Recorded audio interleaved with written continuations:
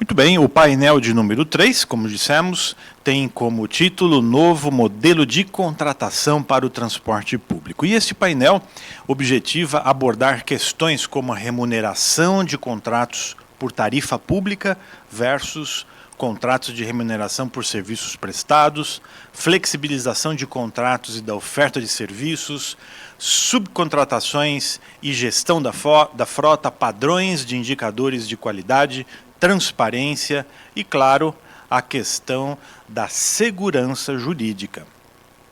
Para este painel, contaremos com as participações de Luiz Carlos Mantovani Nespoli, nosso conhecido branco, superintendente da Associação Nacional dos Transportes Públicos, a ANTP. Carlos Henrique Ribeiro de Carvalho, pesquisador da Diretoria de Estudos e Políticas Regionais Urbanas e Ambientais do Instituto de Pesquisa Econômica Aplicada, IPEA. Fernando Borges de Moraes, presidente da Comissão Especial de Transporte e Mobilidade Urbana da OAB Nacional. E Sérgio Aveleda, coordenador do Núcleo de Mobilidade Urbana do Laboratório de Cidades do INSPER Arquifuturo. Sejam bem-vindos. O mediador do painel 3 será o empresário e presidente do Conselho de Inovação da NTU e conselheiro da NTU, Edmundo Pinheiro. Edmundo, antes de você iniciar o painel com as suas considerações sobre o tema, vamos assistir à apresentação do coordenador do Núcleo Jurídico e Parlamentar da NTU, Ivo Palmeira. Bom dia a todos, participantes do Seminário Nacional da NTU, edição 2021, não é? Nesse painel, nós vamos buscar conversar um pouco e explorar os novos modelos de contratação para o transporte público, tá certo? Inicialmente, gostaria de cumprimentar aqui o debatedor do nosso painel, os debatedores do nosso painel, bem como o mediador. Passamos logo para a matéria a ser tratada. Bem, senhores, eu acho que, e senhoras, com relação ao painel a ser proposto, vamos recordar um pouquinho aqui alguns preceitos que vão reger a análise desse painel. O artigo 175 da Constituição Federal de 1988 estabelecia, tá certo, a forma como os serviços públicos deveriam ser concedidos para iniciativa privada. Lá ele estabeleceu alguns requisitos e outro que está mais inerente a esse tema que está sendo tratado está lá no inciso 4º, quando ele fala obrigação de manter o serviço adequado. Em 1995, a promulgação da Lei das Concessões, a Lei 8985, isso ficou bem detalhado no artigo 6º, não é? Em que o serviço adequado deve satisfazer não além as questões de regularidade, continuidade, eficiência e segurança, também a questão da atualidade. Ele tem que ser um serviço público atual, tá certo? Para tanto, o legislador estabeleceu que essa atualidade compreende dois conceitos que eu acho muito interessantes a serem observados. A questão da modernidade, da oferta, do equipamento, do serviço, bem como a melhoria e a sua expansão. Esse conceito, posteriormente, foi referendado na Lei de Mobilidade Urbana, que todos conhecem, que é a Lei 12.587 de 2012. Vale lembrar que essa lei levou 18 anos para ser aprovada no Congresso Nacional. O próximo, por favor. Diante disso, dessa primeira pequena introdução, vamos buscar um pouco do cenário atual do transporte público hoje no país. O que nós temos hoje? O que nós estamos enfrentando? Né? O transporte, ele é objeto de licitação? Sim. É feito através de concessões? Sim. Mas mesmo assim, algumas coisas estão acontecendo de errado. Vamos lá. Então, o que nós vemos? Uma falta de prioridade do transporte público como política pública, né? Você vê falta de prioridade desse transporte hoje nas vias urbanas, né? Os veículos de transporte coletivo por ônibus presos em engarrafamentos, não é? Por outro lado, temos uma falta de investimentos que possam melhorar esse serviço, né? Por parte da definição do poder público, né? Outro ponto, a questão do excesso do número de gratuidades, fora aquelas gratuidades previstas na Constituição Federal, né? Nas localidades, muitas vezes se concede gratuidades para diversos usuários que acabam onerando o custo e, consequentemente, comprometendo a qualidade do serviço, né? Outro ponto que nós vimos aí recentemente, de uns anos para cá, não é? A concorrência do transporte privado por aplicativos com transporte público, sendo que esse transporte privado por aplicativo sendo mais priorizado do que o próprio transporte coletivo. Além disso, o que nós vemos também? A questão do desequilíbrio econômico-financeiro dos contratos de transporte urbano, né? Esses desequilíbrios estão agregados a descumprimento de cláusulas contratuais, de reajuste tarifário, de revisões de contratos, por muitas vezes, para manter a oferta de serviço naquela linha que eu falei inicialmente, para tentar garantir uma oferta de um serviço adequado à população. E com isso também temos observado nos últimos 2 anos e tudo, licitações desertas. O poder público abre uma processo de licitação, tá certo? Discute em audiência pública, coloca essa licitação na rua e o que acontece? Ninguém se interessa, tá? Eu fiz um levantamento dos 2 últimos anos, ocorreram pelo menos umas 15 a 16 licitações desertas e outras em que a licitação só apareceu interessado para um lote ou um outro lote, não é? Agravando todo esse cenário, o que nós temos observado? Os impactos negativos da Covid, a partir de fevereiro de 2020 para cá. Houve uma redução drástica da demanda de passageiros, ações isoladas em muitos municípios de proibir o serviço ou permitir o serviço parcialmente, não é? Ou obrigar que o serviço seja ofertado na sua totalidade. Quer dizer, um desencontro de determinações que veio agravar e complicar ainda mais esse quadro generativo do transporte público urbano. Aí os senhores vão perguntar, e aí, tem alguma solução? O que pode ser feito? Bem, vamos procurar os bons exemplos que estão sendo praticados atualmente. O que nós observamos no ano de 2020 e 2021? Aprovação de 2 legislações, 2 marcos legais. O Marco Legal de Saneamento Básico, que é a Lei 14.026/2020, e a Lei 14.434 de 2021, tá certo? Que é referente ao gás natural. Quando você fala em saneamento básico, existe uma similaridade, serviço público através de concessão. E a lei, o que eles fizeram? O Congresso Nacional, junto com o governo federal, aperfeiçoar a legislação, trazendo mais transparência, mais segurança jurídica entre o poder público e a iniciativa privada e, consequentemente, uma melhor oferta de serviço para a população usuária, né? Então, isso é um exemplo que nós podemos tomar, né? Posteriormente, em 2021, nós viemos a Lei 14.133/2021, tá certo? A nova lei de licitações, que apesar de todos os problemas enfrentados durante a pandemia, no ano de 2020 e 2021, a lei foi aprovada com o objetivo seguinte, de melhorar a qualidade de compras de bens e serviços por parte do poder público locais, não é? Próximo, por gentileza. E qual é a solução para tudo isso, né, que nós esperamos? A solução é uma legislação atual e moderna que permita ofertar um serviço adequado a um custo compatível com a capacidade da população usuária. Quer dizer, o serviço tem que ser módico, como está lá como a definição de serviço adequado. Mesmo assim, esse serviço tem que ser devida remuneração financeira, em consonância com o nível de serviço que é ser ofertado. Então, se eu como poder público, defino um tipo de serviço ser ofertado, eu tenho que garantir que os recursos que vão ser para construir esse serviço possam atender essa oferta de serviço. E é assim que eu vou conseguir proporcionar uma maior segurança jurídica entre o poder público e a iniciativa privada nas suas relações contratuais. Ou seja, nós teríamos que ter um marco legal para o transporte público urbano. E quando a gente fala em marco legal, o que deveria entrar nesse marco legal? Regras, normas claras, revestidas com objetividade e segurança jurídica devida, tá certo? Que evite conflito entre as partes, que evite conflito entre poder público e iniciativa privada, entre poder público e usuários, entre iniciativa privada e usuários. Próximo, por favor. Para isso que nós defendemos, né, que ser praticado na linha de todos os experientes na área de transporte, que nessa futura legislação, na hora esteja claramente estabelecido que ele poderá ser feito através de uma concessão patrocinada, ou uma concessão administrativa, ou uma concessão prevista na Lei 8987, mas jamais através de um termo de permissão, pois a Lei 8987 estabelece a permissão. Então, para o transporte público, entendemos que os instrumentos delegatórios sejam feitos nessas 3 linhas, concessão patronal administrativa ou a concessão. Mas, para tanto, é necessário que no processo de licitação a ser colocado público, deva-se adotar alguns requisitos na elaboração desses estudos, tá certo? Que embasam um bom planejamento das redes de transporte. Então, assim, antes de fazer a licitação, vamos buscar fazer um bom planejamento, bons estudos, confiáveis, em critérios certos, concretos, para que não haja dúvida dentro do processo de licitação. Além disso, o que nós achamos que é interessante? Apesar a Lei 2.587 trazer a questão da figura da tarifa pública e da tarifa de remuneração, eu acho que é necessário que essa obrigação esteja claramente prevista numa futura legislação que trate do transporte público urbano, tá certo?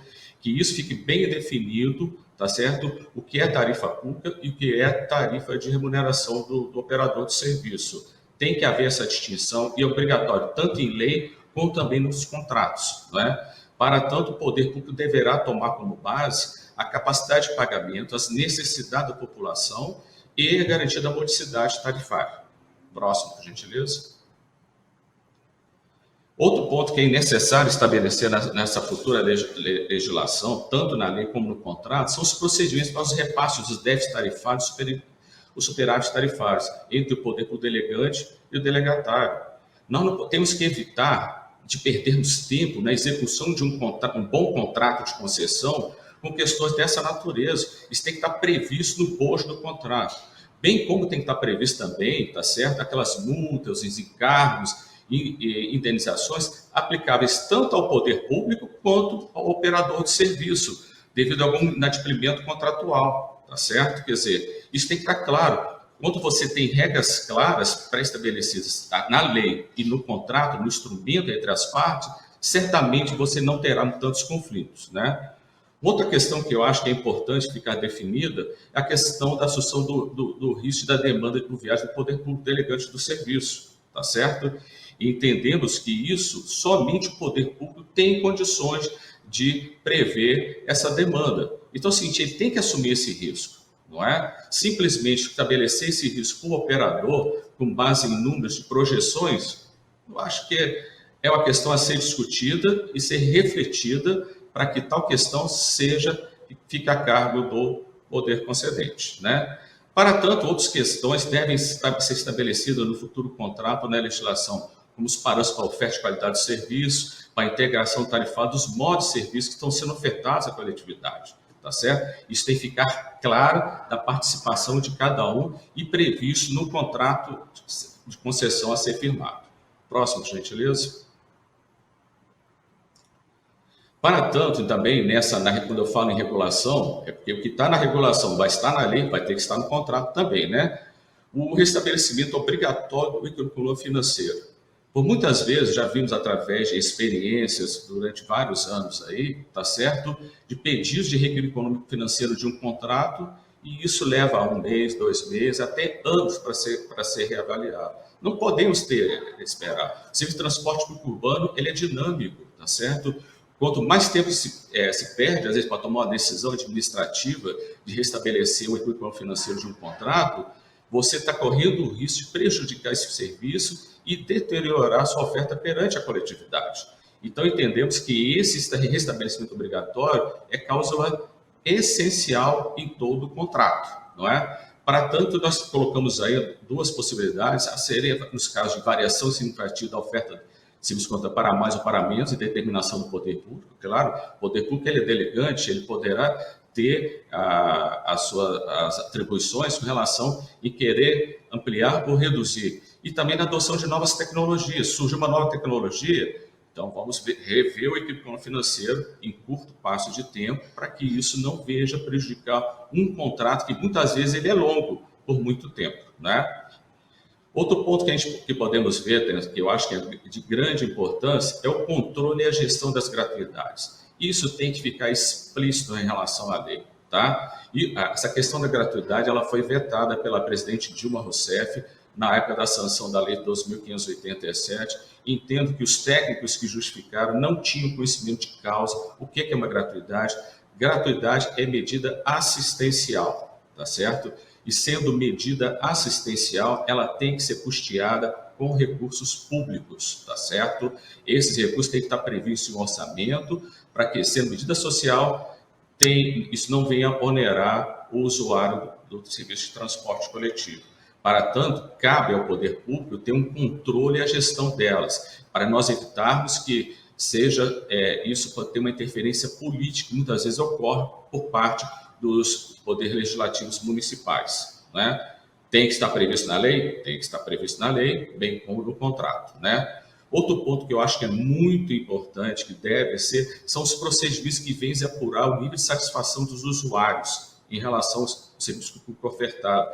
Esse é o termômetro básico para saber se aquilo que está sendo feito, tanto pelo poder público quanto com a empresa operadora de serviço, está correto e está atendendo, né? E esses parâmetros têm que estar bem delineados dentro do posto do contrato de concessão, para que não possamos evitar o quê? Reclamações desnecessárias junto aos órgãos de defesa do consumidor, ações inesperadas por parte do Ministério Público e outras questões que possam surgir na execução de um bom contrato.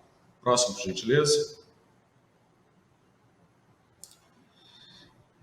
Dentro dessa questão dos contratos, eu acho que quando a gente fala lá da modernidade prevista lá no artigo 6º da Lei 8987, na expansão e melhoria de serviço, não há mais como fugir do sistema de bilhetagem eletrônica. Sei que muitas vezes algumas pessoas têm uma certa resistência com relação a essa questão, mas eles têm que se tornar obrigatório em previsão legal estabelecida no contrato, tá certo? Inclusive a forma de oferta desses créditos, de recarga dos cartões, tá? E a questões também dos controles das gratuidades. Então, esse é um ponto essencial que tem que estar previsto. A Lei de Mobilidade Urbana, ela prioriza a questão dos créditos eletrônicos para pagamento da tarifa. Mas entendo que a nova legislação deva tratar essa questão com maior clareza e objetividade, como cláusula obrigacional, não é? Outro ponto a ser colocado é a questão do subsídio tarifário. Por muito tempo, escutamos algumas críticas com relação à questão dos subsídios tarifários. A verdade, a experiência tem mostrado, por se tratar de um serviço público, voltamos à velha máxima da tarifa pública e da tarifa de remuneração, né? E aqueles sistemas que têm subsídios, que são subvenciados pelo poder público, têm menos problemas do que aqueles que não têm. Podemos observar a questão de São Paulo e Rio. E vamos tomar um exemplo recente agora, que tem dado nos jornais agora, a experiência de Araucária, onde o prefeito está subvencionando o sistema de transporte. No ano de 2019, segundo os dados da prefeitura local, foram alocados aproximadamente 34 milhões de reais. Em 2020, chegou a 25 milhões de reais. E com isso, a prefeitura pôde mexer na tarifa e trazer uma tarifa mais adequada à capacidade econômica financeira da população, chegando ao ponto até de reduzir em alguns momentos. Quer dizer, e essas experiências devem nos estimular das mudanças que são necessárias na legislação e nos contratos que regem o setor de transporte coletivo urbano. Devido a isso, outro ponto que tem que ser observado é a celeridade e objetividade nas decisões referentes a esses contratos, não é? Eu tive a sensação de ter um conhecimento que muitas demandas levam grande tempo a serem solucionadas na execução de um contrato. Nós temos que rever isso. O contrato deve estabelecer, tá certo, tal quanto essa celeridade vai ser feita, não é? Outro ponto, a questão da definição dos meios de prevenção e resolução das controvérsias contratuais, não é? O que nós temos aí? São os meios assim, de conflitos, sem arbitragem e outros meios. Isso hoje está previsto na lei de PPPs, tá certo? E tudo. Mas nós já observamos que essa proposta dos meios de prevenção e resolução de controvérsia já está embutido na nova lei de licitações. Por que não trazer essas boas experiências para os contratos de concessão? E com isso nós podemos evitar diversas demandas judiciais desnecessárias, que levam tempo e desgaste nas relações. E por fim, o que eu gostaria de falar? Caso essa nova lei possa melhorar, aperfeiçoar, chegarmos ao ponto do serviço adequado a ser ofertado à coletividade, né? Seja na melhoria da qualidade e na modernidade que o serviço requer, quem sabe a lei também possa prever as condições para a gestão da oferta de serviço por parte do prestador público, né? É um desafio. A lei de 1995 trouxe umas inovações que possivelmente naquela ocasião foram criticadas, não é? E hoje se vê que elas são totalmente salutares e necessárias na aplicação dos casos concretos. por que não pensar em condições para que a gestão da oferta de serviço seja feita pelo prestador de serviço de transporte coletivo? Bem, senhoras e senhores, essas são algumas ideias que nós estamos colocando para vocês aqui, para uma reflexão. Espero aqui que os meus colegas debatedores e tudo possam tratar um pouco mais dela. Quero agradecer a todos a oportunidade de estar aqui hoje no Seminário Nacional da NTU 2021. E até a próxima. Muito obrigado.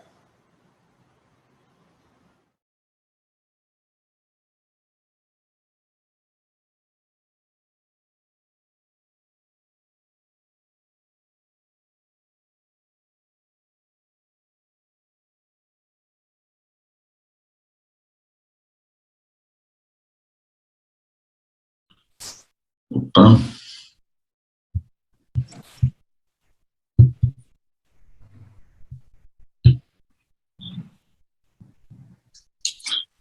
Bom dia a todos e a todas. Quero dizer bom dia com muita alegria. Isso apesar de aqui em Goiânia hoje estar fazendo 38 graus e 10% de umidade. Ivo, parabéns pela exposição. Ela será bastante útil para que possamos discutir com os nossos painelistas os novos modelos de contratação para o transporte público. Eu estou honrado em participar e mediar debate com profissionais ilustres, como temos aqui hoje neste painel.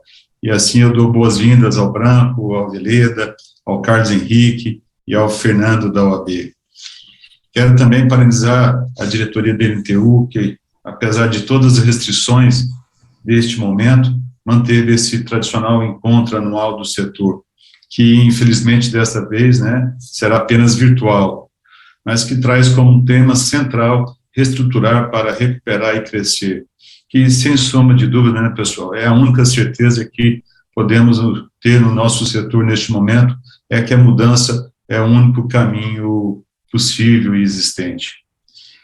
Quero agradecer também, especialmente a presença do nosso público e dizer que vamos estar abertos a receber as perguntas por meio do chat, que irei dirigir aos nossos debatedores, painelistas, ao final da exposição individual de cada um deles.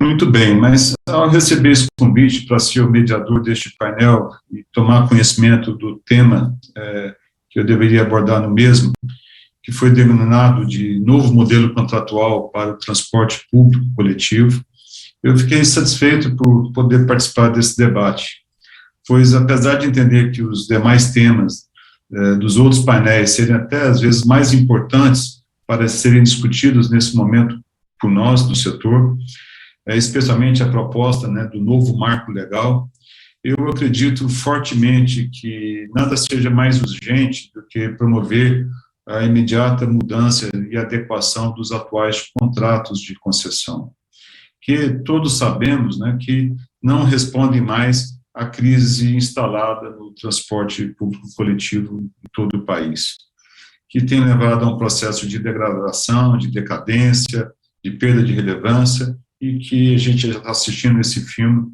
há uma longa data, e que naturalmente foi acelerada nessa conjuntura relacionada à pandemia da Covid-19. Apesar de já estar sendo, né, bastante falado que as principais as causas dessa crise, eu acredito que quase que um consenso nacional por todos aqueles que, como nós, militam neste setor, mas é necessário ressaltar o diagnóstico, no qual é possível entender que essa crise, que é sempre bom lembrar, já vem de muito antes da pandemia, talvez já melhor observada nos últimos 7 anos, pode ser considerada como uma crise de uma dimensão estrutural, que, sinteticamente, ao meu ver, ela possui uma causa raiz crônica e evolutiva, que é a queda da demanda transportada, em razão de uma migração dos passageiros dos serviços públicos de transporte para os serviços privados, que pode ser classificado como uma decorrente da perda de competitividade, né, dos modos coletivos para os modos individuais.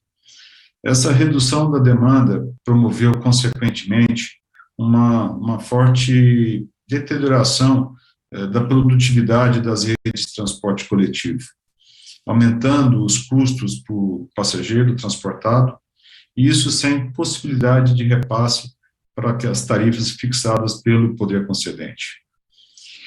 Talvez ainda por efeito, esse processo, além de causar o desequilíbrio econômico-financeiro dos contratos de concessão, que nós, operadores, funcionários de transporte público, temos sentido já em todo esse período, impediu também a manutenção da oferta de viagens e a viabilização de investimentos na melhoria dos nossos serviços.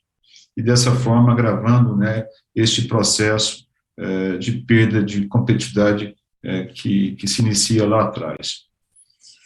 A pandemia, eu acho que ela pode ser classificada como um problema conjuntural, que apenas veio acelerar e aprofundar esse ciclo já tão altamente negativo, para assegurar a manutenção ou a maior participação do transporte coletivo na matriz da mobilidade urbana nas cidades brasileiras, trazendo, e com isso, um efeito colateral, que é a piora das condições de circulação nas vias, que levará inevitavelmente, se não corrigirmos isso a tempo, uma completa insustentabilidade, né, na mobilidade das cidades. Uma coisa que talvez a gente pouco tenha sido falado é que, apesar do período mesmo no período de retração econômica que se observou no país em 2014 até 2018, e mesmo agora na retomada da pandemia, já se observa um agravamento das condições de trânsito e de circulação nas cidades. E, sem sombra de dúvida, né, muito disso pode ser acreditado exatamente por essa migração dos modos coletivos para os modos individuais. Eu fico pensando, né, como ficará nossas cidades quando a gente tiver uma plena retomada da economia, quando tivermos uma plena retomada das atividades sociais nas cidades e o transporte coletivo cada dia tendo uma participação menor na matriz de mobilidade. Não acho que ninguém pode ter dúvida que isso vai nos levar a uma total e completa insustentabilidade, não só das cidades, mas com a afetação da qualidade de vida das pessoas. Eu acho que esse é o tema central, essa é a motivação central da importância de não só de recuperar, de reestruturar, mas de promover, né, um transporte público de qualidade que consiga retomar a sua atratividade, a sua competitividade, especialmente frente aos modos individuais. Mas acho que, falando de diagnóstico, e desde o início dessa crise, reitero, né, que vem de anos atrás, já tem sido apontada a necessidade de se modificar um modelo de remuneração, promovendo a separação entre a remuneração do operador e a arrecadação tarifária. Nos termos, né, já inclusive definidos desde o ano de 2012 pela Lei Federal de Mobilidade. É sabido por todos que é fundamental melhorar a qualidade do serviço prestado para que o transporte público se torne mais competitivo e volte, com isso, recuperar a sua demanda. Mas como será possível melhorar essa qualidade, seja do ponto de vista quantitativo, em termos de oferta, ou qualitativo, em termos de conforto, haja vista com esse contexto que a gente está lidando. E, por outro lado, né, o atual modelo contratual de remuneração, com tarifas fixas, e como em muitas localidades, exemplo do que acontece aqui mesmo em Goiânia, com tarifa única para toda a região metropolitana, uma rede de transporte que envolve 18 municípios, tarifas que penalizam, inclusive, as viagens de curta distância, favorecendo, assim, os modos individuais para esse tipo de ligação, né? Pois, para as curtas distâncias, a gente sabe que até os serviços de transporte por aplicativo são acessíveis em termos de preço.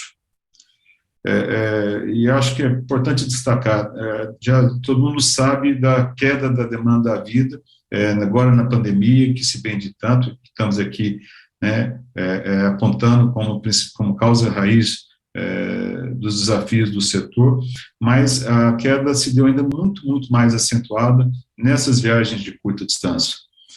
Nós temos dados que dizem que viagens de até 30 minutos, o transporte público perdeu até 80% das viagens para os modos individuais.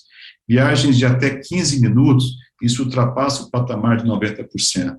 Ou seja, o transporte público hoje, ele está se caracterizando de fato como um serviço apenas para atender as pessoas da periferia, que situado em longas distâncias. E fato esse que contribui para esse processo de desequilíbrio que estamos assistindo. Portanto, né, modificar o modelo contratual de remuneração seria uma estratégia, né, fundamental para que também a gente possa recuperar a atratividade dos serviços públicos de transporte coletivo. E havendo um entendimento, né, quanto à necessidade de alterar o modelo dos contratos de concessão, eu acredito que a discussão que assume maior importância é definir qual das alternativas de modelo de remuneração a serem aplicadas. Olhando as alternativas mundo afora, quais são as mais adequadas para a nossa realidade? Existem, né, soluções simples, como já está sendo muito debatido, com a simples separação da tarifa pública cobrada dos usuários das tarifas técnicas fixadas nos contratos, com base nos custos do serviço. Acho que esse modelo pode, inclusive, ser analisado a partir de algumas experiências, como adotada já em Brasília, desde 2013, que apenas para analisar seus aspectos mais positivos, tem possibilitado a manutenção dos investimentos dos operadores, especialmente em frota, como também a manutenção da oferta de viagens, mesmo nesses tempos, né, de pandemia. E acredito que Brasília tem sido uma das poucas cidades no Brasil, que eu não tenho dúvida, em razão deste modelo, que a demanda nos últimos 10 anos cresceu em relação a períodos anteriores, e que retomam a demanda mais rapidamente, já devendo estar hoje próximo de 80% dos patamares pré-pandemia. Mas sabemos que existem outras alternativas que podem ser utilizadas como modelo de remuneração, e como aquelas também que são de forma bem simples, denominadas remuneração por quilômetro rodado, que são a remuneração por prestação de serviço. Acho que essa discussão de mudança do modelo contratual, no que se refere à remuneração, é uma discussão que ela não pode ficar delegada para o futuro. Eu penso que, acredito que, com o surgimento e o agravamento da crise da pandemia, não deve existir impedimentos para uma imediata adequação dos atuais contratos, logicamente os futuros contratos também, para que essas mudanças possam ser implantadas. A lei, já existe uma lei que estabelece esse princípio legal, que essa lei ela é anterior a boa parte dos contratos existentes, mas, a meu modo de ver, não há barreiras. A mudança do novo marco legal, todos sabemos que é um processo de discussão bastante amplo, dentro do processo legislativo, é um debate que vai envolver todos os atores, não só da mobilidade, mas que também que lidam com todas as questões do desenvolvimento urbano das cidades. Portanto, é um debate que deve, pela sua complexidade, pela sua dimensão, avançar no tempo. E sabemos que o transporte não pode esperar esse tempo.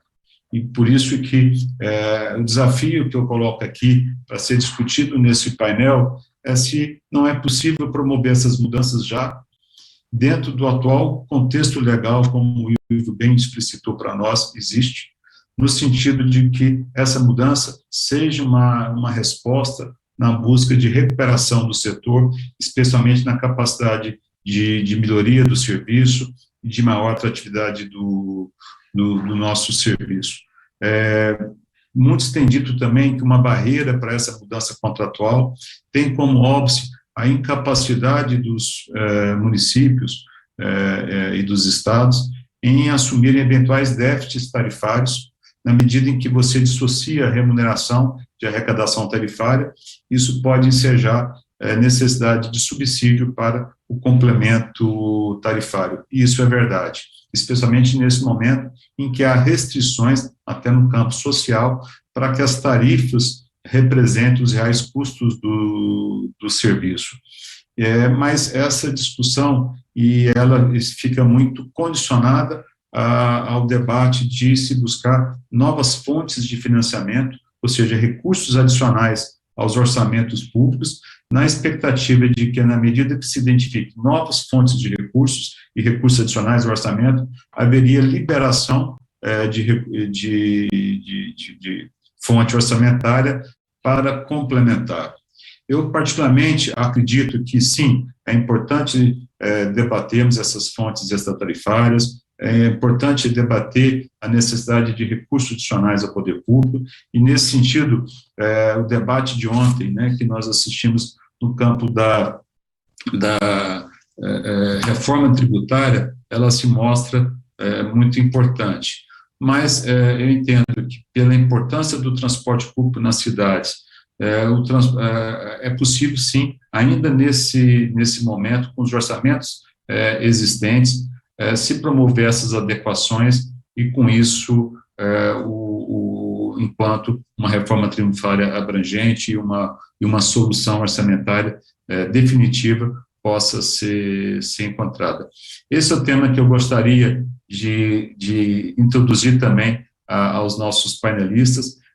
Entendo que todas as discussões em torno de transporte são relevantes. Nós, aqui no seminário da NTU, temos debatido ao longo do tempo problemas que continuam presentes no nosso dia a dia, questões como infraestrutura, investimentos em infraestrutura, visando especialmente a priorização do transporte público por ônibus, a questão das estruturações das redes com sistemas de maior capacidade, seja sistemas sobre trilhos, sejam BRTs ou outras tecnologias, são temas importantes. A discussão das gratuidades é um outro tema importante que precisa ser tratada. A questão institucional da organização das redes na sua dimensão metropolitana, da integração, também são temas que continuam sendo bastante presentes, né? Mas eu desafio a eleger como um tema mais urgente, talvez não mais importante, como disse na minha fala inicial, mas como tema mais importante, a questão da adequação dos contratos, frente a essa realidade que não nos permite mais aguardar nem um dia para que as mudanças aconteçam e as adequações, seja no campo institucional, seja no campo operacional, seja no campo do financiamento e do serviço, sejam promovidas. E é nesse sentido que eu gostaria de passar já a palavra para os nossos panelistas. Vamos começar com o Branco, para que a gente possa debater esse tema, que, além de urgente, também é um tema importante. Branco, por favor, nos dê a honra da sua exposição. Obrigado, Edmundo. Obrigado à NTU pelo convite.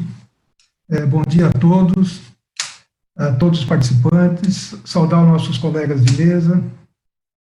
Tudo bem? Estão me ouvindo bem? Ok.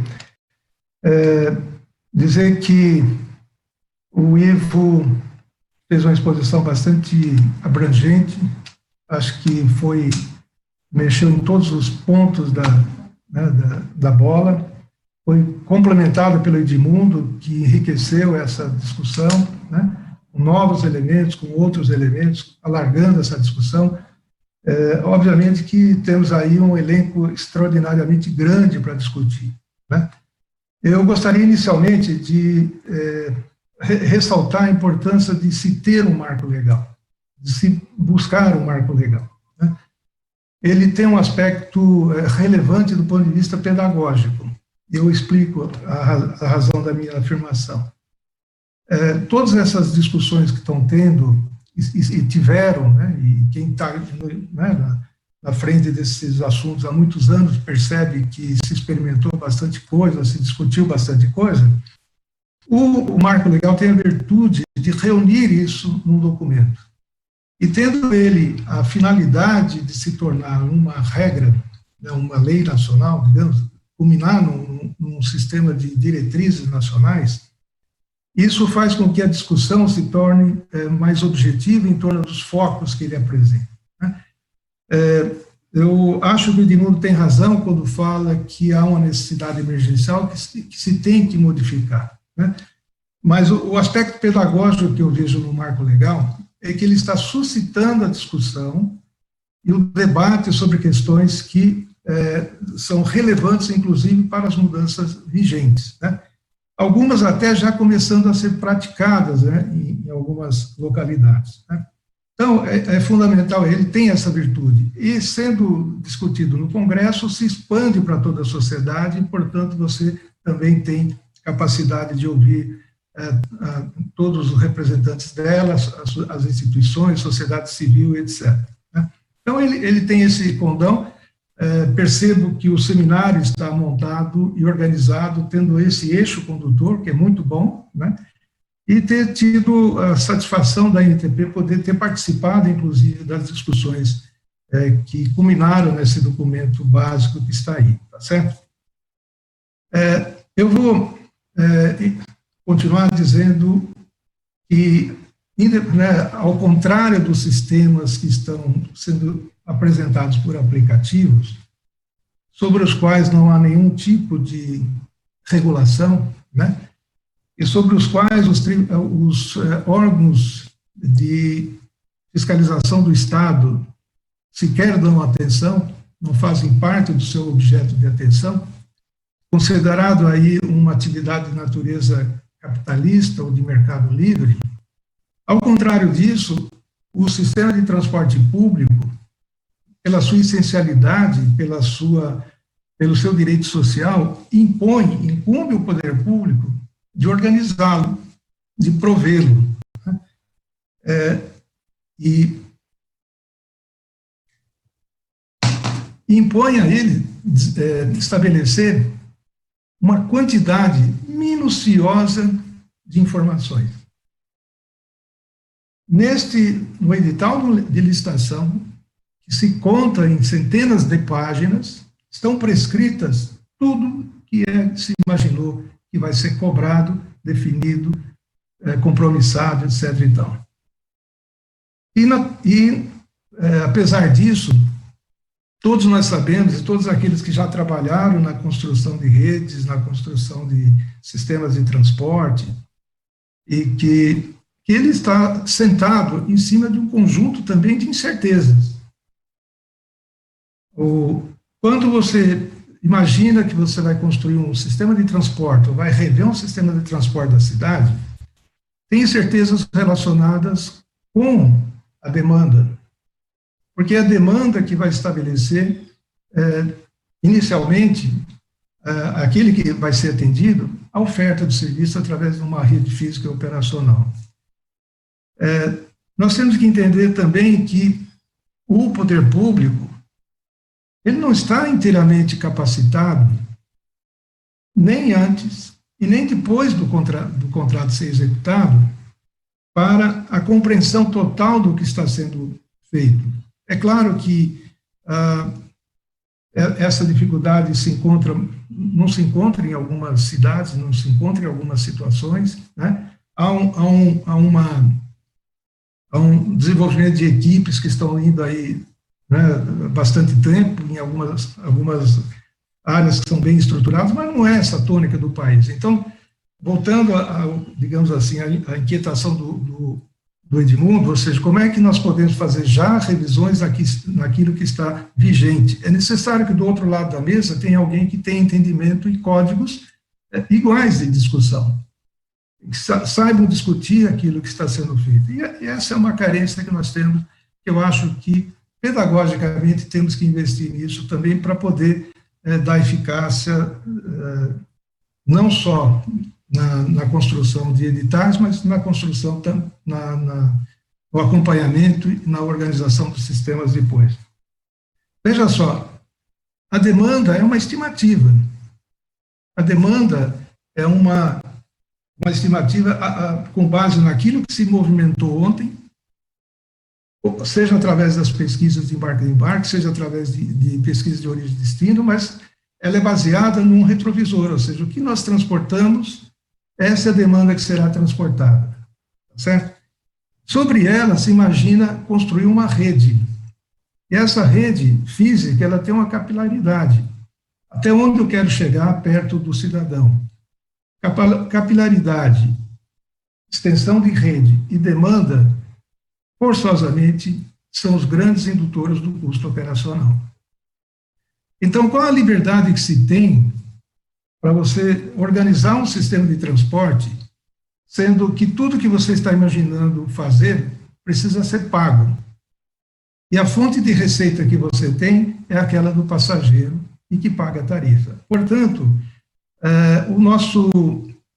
o infeliz do gestor público, ele fica entre o desejo de um mundo ideal e a realidade de um mundo que pode ser pago.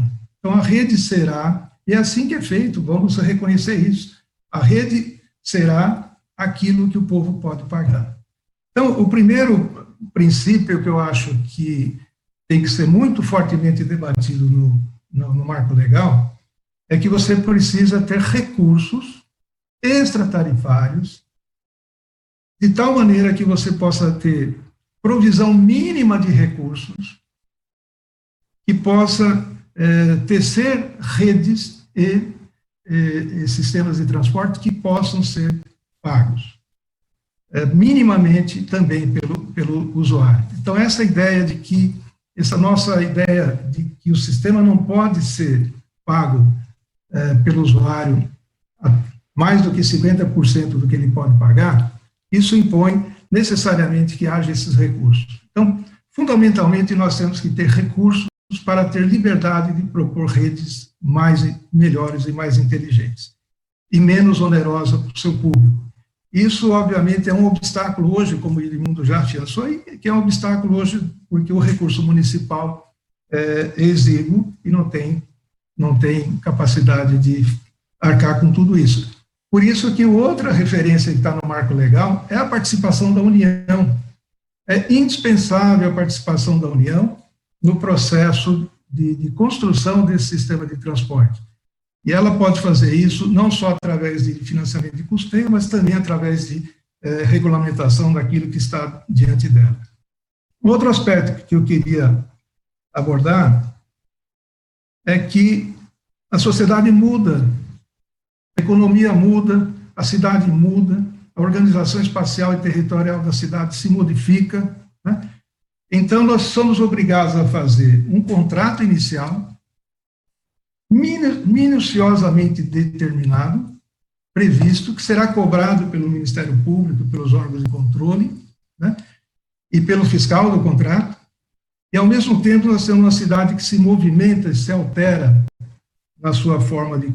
E temos uma mudança também cultural normal que vai acontecer na sociedade, que vai modificando também o hábito das pessoas. Então, não é possível que você tenha um sistema contratual em que, baseado naquela rigidez determinada no início do seu contrato. É necessário que você tenha, dentro do contrato, maneiras de flexibilização, né? Essa é uma outra das tônicas que estão contidas dentro do... E hoje já estão sendo tentadas em algumas cidades, né, em alguns sistemas em licitação. Isso está começando a ser proposto, é um processo de construção paulatino, né? Mas você tem que ter, você não pode se basear simplesmente num sistema rígido, porque o sistema rígido, ele pretende ser universal, permanente, perene, ele é obrigação do governo, né? Mas você tem que ter também possibilidade de você ter sistemas que sejam complementares e que tenham uma flexibilidade não só de partidas, flexibilidade de itinerários e até mesmo flexibilidade tarifárias. Então, mas que isso esteja contido dentro do projeto de organização e estruturação do sistema de transporte. Não é possível que a nossa demanda de viagens remuneradas sejam disputadas por formas diferentes e exigências diferentes. E lembrando, quando você constrói todo esse processo de prestação de serviço, isso impõe ao operador, aquele que se propõe a fazer o serviço e entra na licitação e ganha o contrato, investimentos, ativos, recursos materiais, recursos humanos. Portanto, é necessário que você tenha garantias eu vou finalizando, dizer o seguinte. Primeiro, nós temos que ter uma confiabilidade na estimativa de custos e numa estimativa de receita. Ou seja, é necessário que tenha transparência, isso faz parte da fala do Ivo, faz parte da nossa fala, em todas as discussões que a gente tem. É necessário que você tenha condição de possibilidades de adaptar essa rede dentro de uma evolução tecnológica e dentro de uma evolução relacionada com a cultura e com os interesses da população. São novas formas de atendimento que têm que ser previstas. É fundamental que você tenha garantia ao operador da remuneração a que ele se submeteu no processo de licitação, né? Nós temos que definir, aí o Ivo elenca lá um conjunto de necessidades que esse contrato tem que ter, mas um deles que fica sempre difícil de discutir, para onde vai a eficiência? Se o operador é eficiência, de que maneira isso é apropriado?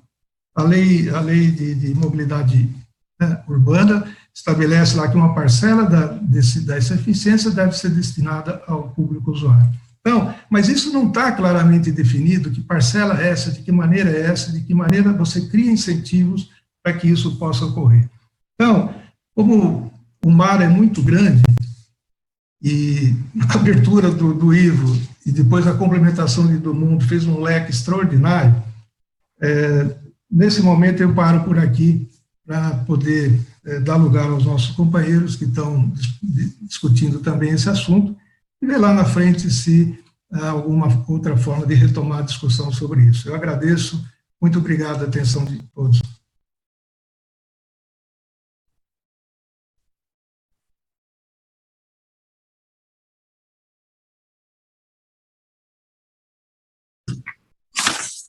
Muito obrigado, Branco, por sua exposição, contribuiu muito com o nosso debate. E fica claro, né, Branco, que acho que o ponto que talvez seja, não é nem de convergência, seja de absoluto consenso entre todos os atores da mobilidade, é que nós precisamos promover mudanças. E com toda certeza, né, essas mudanças têm que vir abrigadas dentro de uma política nacional para o setor, ainda mais se isso tiver numa base, um novo marco legal para a organização e estruturação de maneira uniforme para todo o país. Eu acho que esse debate, de fato, ele precisa crescer e precisa se aprofundar. Mas eu gostaria de passar a palavra para o nosso próximo painelista, nosso amigo Carlos Henrique, do IPEA. Bem-vindo, Carlos Henrique. Obrigado, Edmundo. Eu queria primeiro agradecer o convite da NTU, né? Sempre um prazer participar do seminário da NTU, que já se tornou referência aí no setor de transporte público, né, para discutir, né, os principais pontos aí que cercam, né, esse importante segmento aí que atende a população brasileira. Parabéns, Ivo, pela apresentação. Acho que você deu uma geral realmente nos problemas que o setor enfrenta hoje. O Edmundo complementou, né, o próprio Branco também já aprofundou, ou seja, fica, né, sobra pouco espaço para a gente falar, porque quem me antecedeu já aprofundou bastante o assunto, mas eu gostaria de destacar alguns pontos, né, que eu acho que vale a pena a gente discutir, né. Primeiro ponto, como foi falado por vários apresentadores antes, o próprio Ivo, tudo, né, o transporte público realmente passa por uma crise estrutural, não é uma crise conjuntural com a pandemia veio só para agravar a situação, né, já é uma crise estrutural, né, que o setor já vem passando por muitos anos, e essa crise está levando a uma perda de importância no setor de transporte público coletivo, né, perda de importância até mesmo junto à sociedade brasileira.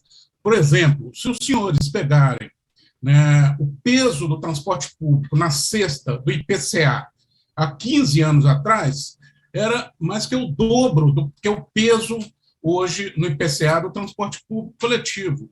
Né? O que significa isso? Que as famílias brasileiras estão gastando menos que o IPCA retrata, né, perfil de consumo das famílias brasileiras. As famílias brasileiras estão gastando menos com transporte público, né? Mas, ao mesmo tempo, elas estão gastando mais com deslocamentos urbanos, né? Então, como que é isso aí? É porque, obviamente, os deslocamentos urbanos estão ganhando mais importância do deslocamento para o transporte individual, né? Se você pegar o peso do transporte individual nessa mesma cesta do IPCA, aumentou. Então, é um problema estrutural que vem ao longo dos anos, cada vez mais o transporte público perde, né? Isso é importante na discussão do marco legal, num sentido mais amplo, quando se discute variáveis mais amplas, né, variáveis exógenas do setor, depois eu entro nas variáveis endógenas, que tem a ver com o modelo de contratação, modelo de relações institucionais, mas no sentido mais amplo, a sociedade tem que discutir essa questão onde o transporte individual vai cada vez tomando, né, uma importância maior e o transporte público cada vez restringindo a sua importância na vida das pessoas, né? Mas as pessoas querem se deslocar para o transporte individual e isso é normal. O problema são, né, que a gente chama de externalidades negativas. As cidades não conseguem, né, funcionar onde os deslocamentos são majoritariamente realizados por transporte individual, né? Então, com os problemas das externalidades, a sociedade tem que discutir claramente, realmente, qual o papel do transporte público, né, e qual o papel do transporte individual, né, e quais as políticas, efetivamente, que vão nos levar a um caminho de uma sustentabilidade,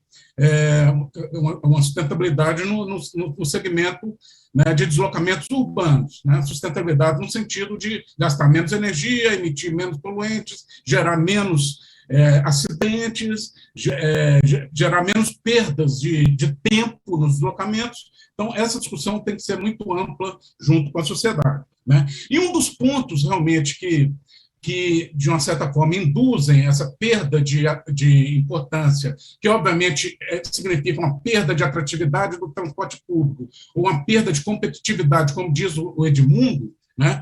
Isso aí, a ponta do iceberg desse problema estrutural, sem dúvida nenhuma, está na tarifa cobrada, né? Se você pegar nos últimos 30 anos, as tarifas vêm subindo acima da inflação, né? Por causa do modelo que se tem hoje, né? Um modelo que a gente chama de cost plus, onde você joga todas as ineficiências do transporte em cima da tarifa, né? Quando se faz o reajuste da tarifa, você quer equalizar todas as mazelas do sistema, né, através de um reajuste de tarifa para tentar equalizar. Na verdade, a gente está cada vez mais se enfiando dentro do buraco, né, porque as tarifas vão subindo acima da inflação, a gente perde, né, a principal vantagem, né, comparativa que o setor sempre teve, que é a tarifa baixa, né? O transporte público, né, sempre teve como principal vantagem o custo baixo, né, porque, obviamente, o transporte individual apresenta outras vantagens, como conveniência, como conforto, etc., que o transporte público é difícil de você comparar ao transporte individual. Então, obviamente, o preço se torna uma variável fundamental de competitividade, né, e de produtividade para o setor. E a gente, infelizmente, tem, vamos dizer assim, tomado bomba aí nessa questão, né, porque a gente sempre está levando ineficiências para o preço do transporte público. Se você comparar, por exemplo, com outros setores, né, essenciais também, por exemplo, os setores energia, telefonia, lixo, né, você tem algumas características interessantes, né, e uma certa modernização dos seus modelos contratuais. Por exemplo, a gente agora está passando por um grande problema no setor energético, né, um problema de hídrico, né? Ao mesmo tempo, você tem um sistema de disponibilidade de redes termoelétricas, um backup para o sistema hídrico, justamente para esse momento de crise, né? Então, a gente paga por isso, mesmo esse sistema não funcionando, a gente paga pela disponibilidade desse sistema. Assim, também você tem no setor de lixo, telefonia, você paga um valor fixo pela disponibilidade do sistema. No transporte público, você não tem isso. né? A pandemia ficou muito claro essas dificuldades, né? Você tinha que ter uma disponibilidade de rede, mas você não tinha, né, uma sistemática de remuneração dessa disponibilidade de rede. Tanto é que a demanda despencou e houve toda essa crise no transporte. Então, isso é só um ponto para avaliar como outros setores estão mais avançados do que a gente. Além disso, se você comparar com esses outros setores, né, por exemplo, energia e telefonia, né, quanto mais ricas são as famílias, mais elas consomem, né, energia e telefonia. Então, é um ambiente propício para você implementar subsídios cruzados, né, subsídios endógenos. Você pode cobrar um pouco dos mais ricos, um pouco mais dos mais ricos, para compensar uma tarifa mais baixa para os mais pobres. Perfeito. No transporte é justamente o contrário, né? Quanto mais ricas famílias, menos elas usam transporte, menos elas contribuem em transporte. Então, é um setor absolutamente, né, inadequado para você utilizar políticas de subsídio cruzados. Porque se você utilizar políticas de subsídio cruzado, onde os mais ricos não utilizam seus serviços ou não contribuem para os seus serviços, significa que esse peso está recaindo sobre os mais pobres. Então, essas mazelas ninguém nunca para discutir, sempre foi assim, historicamente, né, e a gente nunca para. Por que é assim? Ou será que essa característica de mercado é adequado a essas condições, etc., né?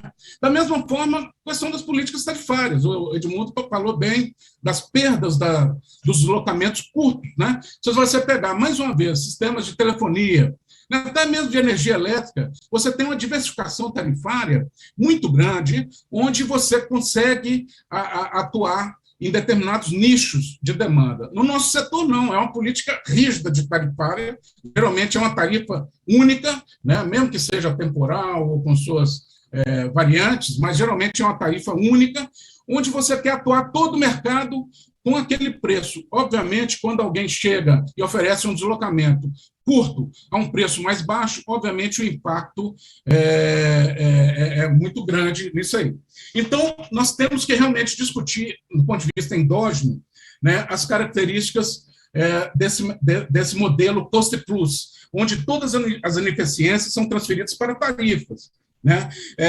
Então, qual seria o contraponto a esse modelo? Né? O contraponto a esse modelo seria, por exemplo, modelos que outros setores já estão utilizando. Por exemplo, modelos price cap, de tarifa teto, né? Onde você dá mais liberdade ao operador para ele oferecer um serviço, né, para a população, adequado para a população, mas, em compensação, você não joga as ineficiências para a tarifa, né? A tarifa é reajustada por sistemas parametrizados, como já tem ocorrido em algumas cidades, né?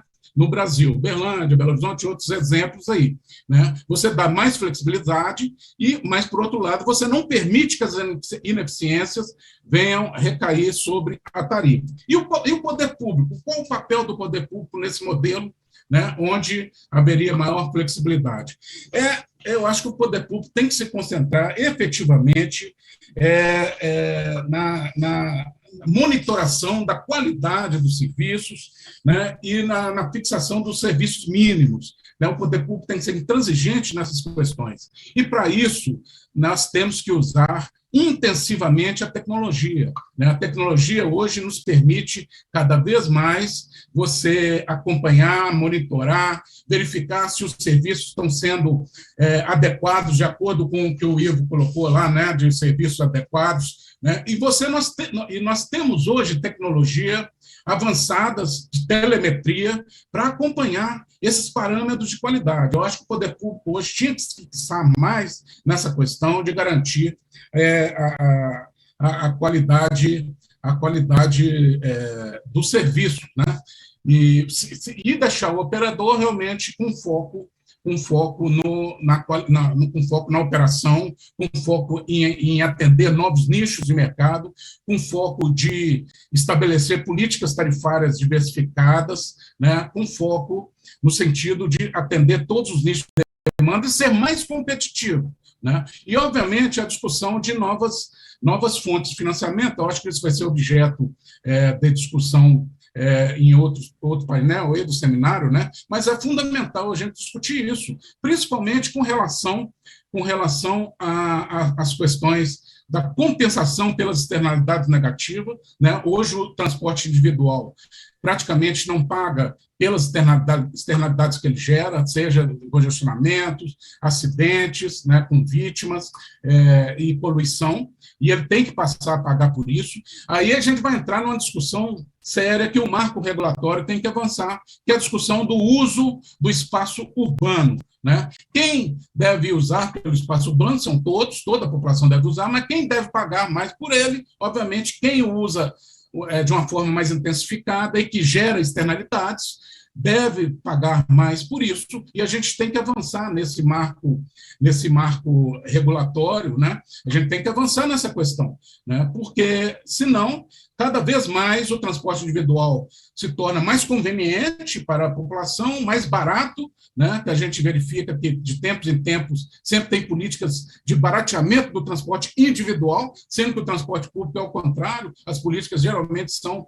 de encarecimento dos serviços, né? Então, a gente tem que existir essa discussão mais ampla com a sociedade sobre a importância e o papel do transporte público na vida das pessoas e o papel também do transporte individualizado, né? Já que nós perdemos hoje muita demanda por transporte individual, seja por aplicativo, seja pela propriedade mesmo de automóveis e principalmente motocicletas também, que é uma outra modalidade que causa uma externalidade grande, haja vista que 1/3 das mortes hoje são oriundas de acidentes com motocicleta. Então, está tudo dentro de um caldeirão, né, um grande caldeirão aí que a gente tem que discutir num marco regulatório com a vista mais ampla, mas também internamente nós temos que discutir nossos problemas e nossas ineficiências e discutir políticas que não adianta você criar políticas progressistas de financiamento, né, diversificação tarifária, se internamente nós temos ineficiências que podem levar a esses recursos tarifários para o ralo, né? Então, nós também temos que ter modelos contratuais modernos, modelos contratuais que estimulem a produtividade, né, que aumentem a produtividade, reduzam as ineficiências e levem, né, os empresários a efetivamente ter estímulos para reduzir custos, porque, afinal, o transporte público hoje atende pessoas de baixa renda, né, e, por isso, nós temos que ter custos compatíveis com a capacidade de pagamento da população. Então, é isso, meu destaque que eu queria apontar, parabenizar mais uma vez o evento, aos expositores, e fico à disposição para discutir. Muito obrigado. Parabéns, Carlos Henrique, muito rica a tua exposição. Vamos ter que voltar a conversar. No final, quero dirigir algumas perguntas para você, que, ouvindo, fiquei muito tentado em fazer, mas vou deixá-la para fazer no momento oportuno. Estamos já com um pequeno atraso, quero passar agora a chamar o Fernando Borges, da OAB, ver o que a OAB pode contribuir nesse momento com esse debate do setor. Muito interessado em ouvi-lo, Fernando. Muito prazer em tê-lo conosco. Boa tarde a todos. Com muita alegria que represento aqui a Ordem dos Advogados do Brasil, agradeço o convite, em nome do nosso presidente Felipe Santa Cruz, o nosso secretário-geral Beto Simonetti, que é o padrinho da Comissão Nacional de Transporte e Mobilidade Urbana, a primeira da história da OAB a se dedicar a esse tema tão importante. Cumprimento os demais painelistas, o senhor Edmundo, o senhor Carlos Henrique, o senhor Branco e meu querido amigo, doutor Ivo Palmeira, que facilitou o nosso trabalho com uma brilhante introdução. Cumprimento também a audiência, claro, né? E também, especialmente, o meu amigo também advogado da NTU, o doutor Anderson. Vamos, então, à nossa exposição. Como eu disse, facilitou bastante o meu trabalho, a exposição brilhante do Dr. Ivo, e peço a gentileza de colocar, então, iniciar, colocando no slide 4, por favor.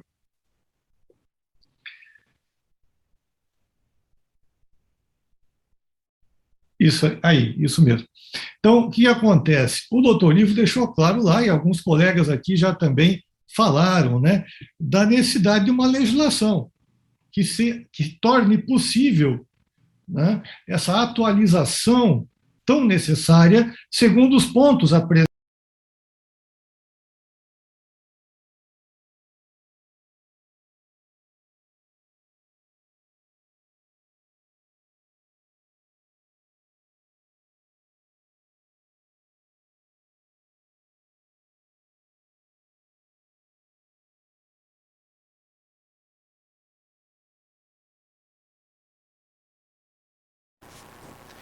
Bom, tivemos uma pequena interrupção aqui, estamos restabelecendo o contato, né? Estamos aqui no painel 3, cujo tema é o novo modelo de contratação para o transporte público. Estávamos ouvindo o Dr. Fernando Borges de Moraes, presidente da Comissão Especial de Transporte e Mobilidade Urbana da OAB Nacional.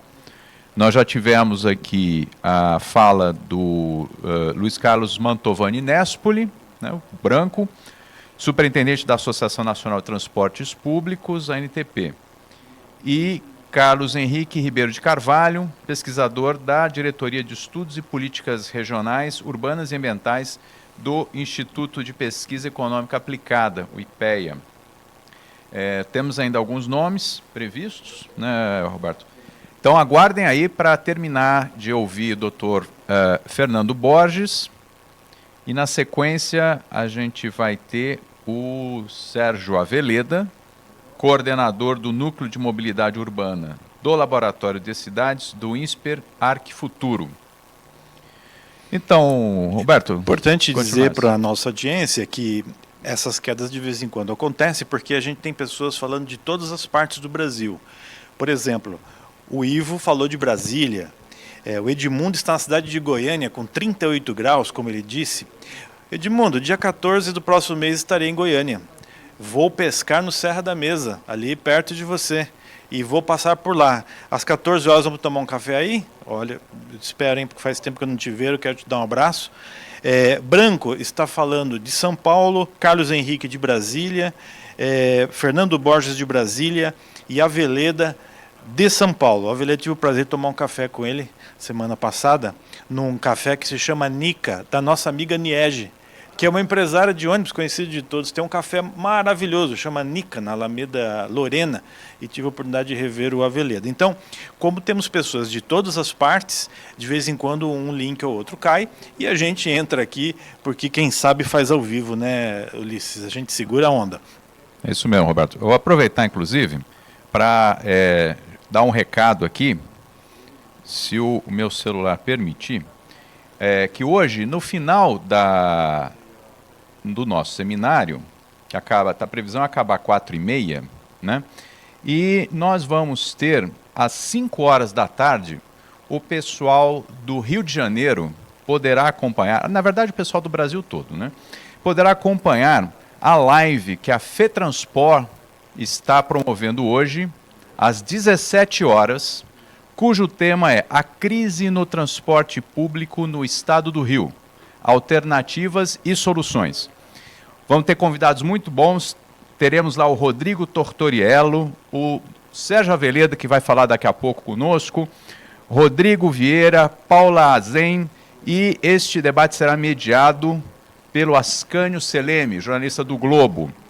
Então não percam hoje, às 17 horas, este encontro que vai ser feito, ele está sendo realizado em parceria com a editora Globo e ele vai ser transmitido pelas redes sociais do jornal O Globo e Extra, tá?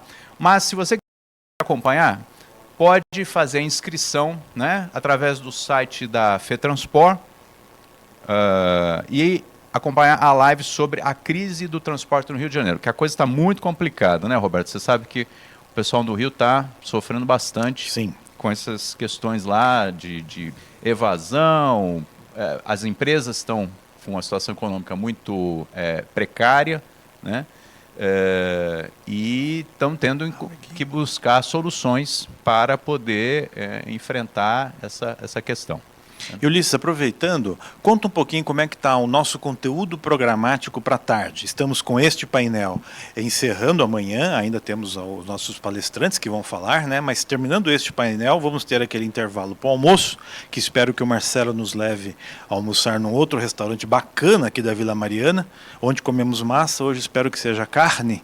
E Ulisses, à tarde então temos 2 outros painéis, não é verdade? E amanhã é um dia muito interessante, com bastante coisa de tecnologia, não é verdade? Sim, amanhã é o dia da inovação, né? Fica a programação a cargo do coletivo, Programa de Inovação da NTU. Mas à tarde, na verdade, será um painel. Um painel. Verdade. Painel 4, cujo tema é novo modelo de financiamento do transporte público. Então, vamos ter um conjunto de convidados aqui, de primeira, né? Que vai poder tratar da questão do financiamento. Então, nós já tivemos o painel que falou sobre o impacto da crise, o impacto da Covid no sistema, no serviço. Estamos falando agora sobre a questão da regulação dos contratos, né, que é muito chave, estratégica. E à tarde vamos falar, talvez, do tema mais relevante para os operadores, que é a questão do financiamento, né? Como é que você trata a questão da tarifa, resolver essa difícil missão de ter uma tarifa que caiba no bolso do passageiro, mas que também consiga cobrir o custo da operação, né? Ok. Bom, retomamos então o nosso link. Ok, Edmundo. Doutor Fernando, é com o senhor, pode continuar, por gentileza. Bem, retornando então, apenas para deixar claro, né, a competência legislativa é da União, ok? Então, dependemos da União para a implementação das atualizações mencionadas pelo doutor Ivo no início do painel. Pode seguir, por gentileza, o próximo slide. Aqui uma outra questão, né? O que compete aos municípios, então? Segundo a Constituição Federal, né, no artigo 30, compete aos municípios a legislação acerca de interesse local, né? E organizar e prestar, no caso aqui, né, organizar e prestar diretamente ou sob regime de concessão ou permissão os serviços públicos de interesse local, incluindo o transporte coletivo, que tem caráter essencial, né? Veja que o único serviço que a Constituição explicitamente menciona que tem caráter essencial é o transporte coletivo no que toca à competência do município. No entanto, essa organização e que menciona o inciso 5º aqui, e essa legislação, elas não abrangem inovações sobre o transporte.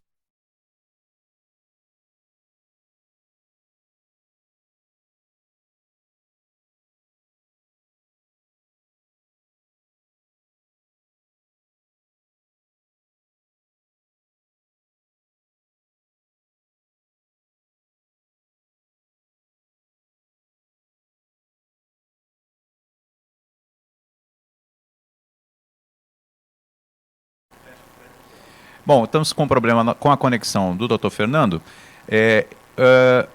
Edmundo, eu acho que você poderia chamar o próximo palestrante e aí retomamos com o Dr. Fernando posteriormente. Luiz, vamos então passar a chamar já o Sérgio Abeleda, enquanto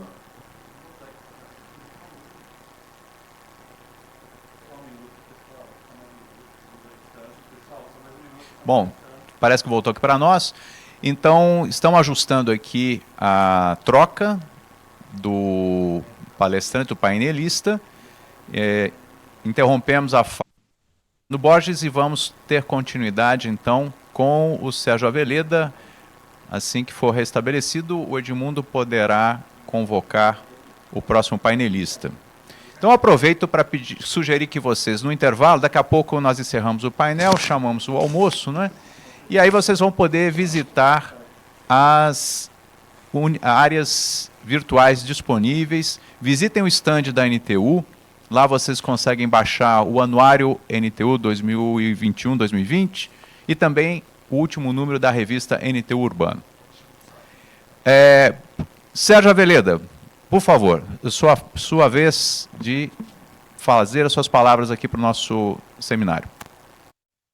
Muito obrigado, cumprimentar a todas e a todos que nos assistem, cumprimentar especialmente o Edmundo, que é a moderação dessa sessão, cumprimentar os meus colegas de painel, Carlos Henrique, o Ivo, o meu companheiro de ANTP, o Branco, agradecer imensamente a oportunidade de participar desse debate, vou tentar ser bastante sintético, dado o adiantado da hora. Nós temos um imenso desafio de resgatar o transporte público nas cidades brasileiras. Nós estamos vivendo talvez a pior crise da história do setor de transporte público. Uma crise que tem raízes antes da pandemia. Esta crise ela iria atingir o nível atual, talvez daqui a alguns meses ou alguns anos. A pandemia apenas agudizou as questões que levam o transporte público hoje, em algumas cidades, à beira do colapso. Nós temos cidades como o Rio de Janeiro, que diversos operadores de ônibus estão em recuperação judicial, outros foram à falência, a própria Supervia, operadora de transporte coletivo sobre trilhos, está em recuperação judicial, e o mesmo vem se dando em outras cidades brasileiras. Uma das razões desta crise, evidentemente, está na governança do setor. E a fala inicial do Dr. Ivo e do Edmundo, foi muito ilustrativa para apontar os déficits de governança do setor público na gestão dos contratos de transporte público. O setor público, e eu tive a oportunidade de ser secretário aqui em São Paulo, tem, de fato, muitas dificuldades e falta de instrumentos para fazer a gestão com a eficiência que a dinâmica do serviço de transporte público exige. Então, há mesmo demora em tomada de decisões a respeito de reequilíbrio de contrato, há mesmo limitações do poder público em perceber a importância deste equilíbrio econômico-financeiro como elemento chave para a manutenção da capacidade operacional e da qualidade. Há muito a se fazer. Há um temor enorme nos administradores públicos da atuação dos órgãos de controle. Estes órgãos de controle têm uma compreensão, muitas vezes, enviesada a respeito do setor do transporte público e impõem limitações severas ao administrador para tomar decisões que são fundamentais para a continuidade do serviço nos níveis ideais. Mas eu quero começar aqui, doutor Ivo, Edmundo, dizendo que também o setor privado precisa evoluir em termos de governança. Hoje, a sociedade exige das empresas privadas não mais o papel de apenas maximizar os ganhos para os seus acionistas. Está aí a agenda ESG, que é a agenda traduzindo para o português, de meio ambiente, de compromisso social e de governança, dominando as discussões no mundo corporativo. Hoje, bancos, fundos de investimento apenas admitem investir recursos em organizações que estão alinhadas com a agenda ESG.